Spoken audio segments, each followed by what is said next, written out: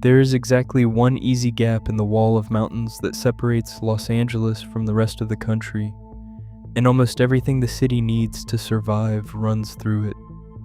Every long-haul truck, every freight train out of the ports, the drinking water, the natural gas, the jet fuel, the electricity, even the internet cables, all of it threads through a single notch in the ridgeline only a few miles wide. It is called Cajon Pass. And the reason the gap exists at all is the San Andreas Fault, which spent millions of years grinding the rock here soft enough to erode into a valley. The fault carved the door, and right now it is pressing on that door harder than it has in 1,000 years. To understand why one mountain pass matters this much, we have to look at what the fault actually did to the land. Across Southern California, the San Andreas spreads the grinding motion of two tectonic plates across a band of broken ground roughly 200 kilometers wide. But at Cajon Pass, all of that motion funnels down into a corridor just a few kilometers across. The fractured rock eroded faster than the mountains around it, and the result is the only low, drivable seam through the transverse ranges for 100 miles in either direction. So we did what people always do with a good shortcut. We filled it. Interstate 15 climbs through here, carrying the bulk of the truck freight into the entire Los Angeles basin. Beside it runs the BNSF Southern Transcon, widely considered the busiest railroad mountain crossing in the United States, with 4 tracks and a capacity of around 150 trains a day, shared with Union Pacific. Then add the California Aqueduct, the Kern River and Mojave natural gas pipelines, a petroleum fuel line, high voltage transmission towers, and the fiber optic cables strung along the rail beds.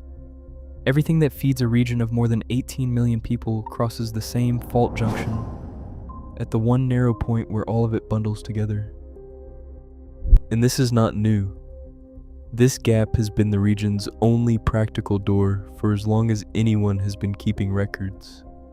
Long before the freeways, it was the southern end of the old Spanish Trail and the Mormon Road, the routes that connected Santa Fe and Salt Lake City to the California coast.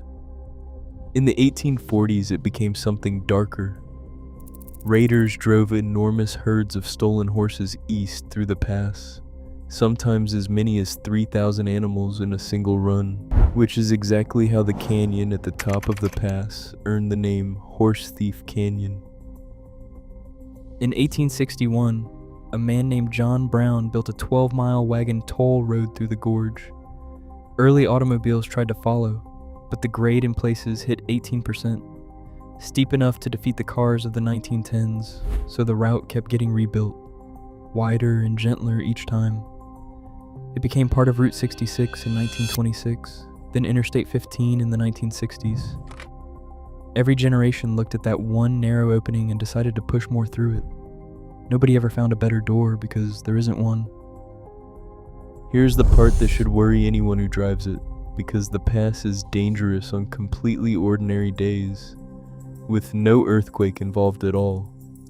The southbound grade is long and steep, and gravity has been pulling heavy things down it out of control for over a century. The worst example came on the morning of May 12, 1989.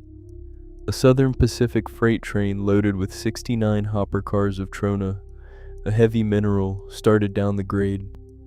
The crew had been handed paperwork listing the train's weight at about 6,000 tons. The real number was closer to 9,000. On top of that, only 3 of the 6 locomotives had working dynamic brakes. There was simply not enough braking force to hold that much weight on that much slope. The train accelerated to around 110 miles per hour, hit a curve rated for 35, and jumped the tracks straight into a residential street called Duffy Street, flattening houses. 4 people died, and then the pass showed its second face. Running right alongside those tracks was a buried petroleum pipeline. During the cleanup of the wreck, heavy equipment nicked it, and 13 days later, that pipeline ruptured and exploded, burning more homes and killing 2 more people. 17 houses were destroyed in total.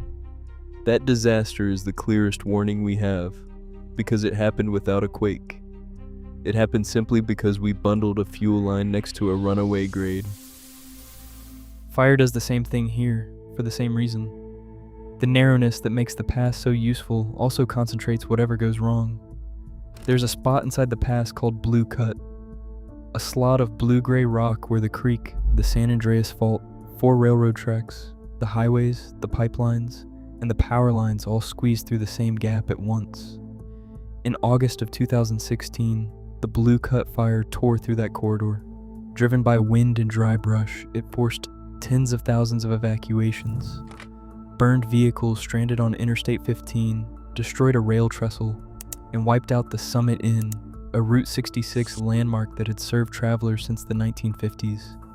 A single fast fire in one narrow canyon managed to threaten the freeway, the freight rail, and the utilities in the same afternoon, because down there, they are all the same few hundred yards of ground. Which brings us to the reason scientists started using the word dangerous again this year.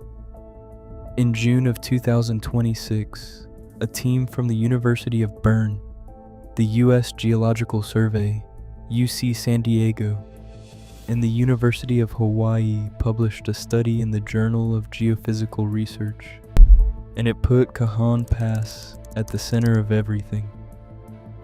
The pass sits at a junction where 3 major fault segments meet, 2 belonging to the San Andreas and 1 to the San Jacinto. The researchers modeled 1,000 years of earthquakes and found that stress on these segments is now at or above the highest levels in that entire record. They gave the junction a name. They called it an earthquake gate. When a rupture races down one of these faults and reaches Cajon Pass, the gate does one of 2 things. It either stops the quake, or it lets it jump across to the second fault and keep going. And what decides that is not just how big the quake is, it is whether both faults are loaded to similar high levels at the same time, because that is the condition that historically let ruptures pass straight through. According to the study, that is the configuration we are approaching right now. A joint rupture crossing the gate could reach magnitude 7.4 to 7.8 and strike a far larger area at once. For context, the last giant quake to hit the wider Los Angeles region, the 1857 Fort Tejon earthquake, tore more than 300 kilometers along the San Andreas and then stopped just north of Cajon Pass. The southern stretch has been quiet ever since. So when we ask why Cajon Pass is the most dangerous gap in America, the honest answer is that every threat here is really the same threat wearing a different face. The fault ground opened the one door through the mountains.